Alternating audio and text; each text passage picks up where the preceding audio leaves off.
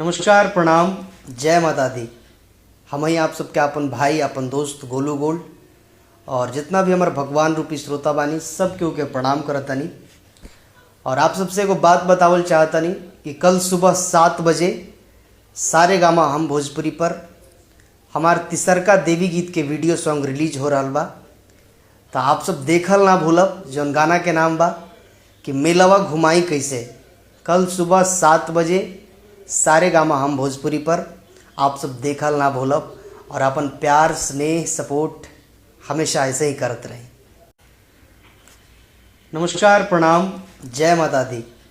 हम ही आप सबके अपन भाई अपन दोस्त गोलू गोल्ड और जितना भी हमारे भगवान रूपी श्रोता बानी सब केहू के प्रणाम करतानी।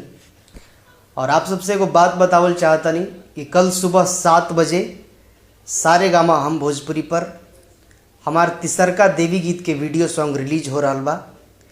तो आप सब देखल ना भूलब। जौन गाना के नाम बा कि मेलवा घुमाई कैसे। कल सुबह 7 बजे सारे गामा हम भोजपुरी पर आप सब देखल ना भूलब और अपन प्यार स्नेह सपोर्ट हमेशा ऐसे ही करत रही।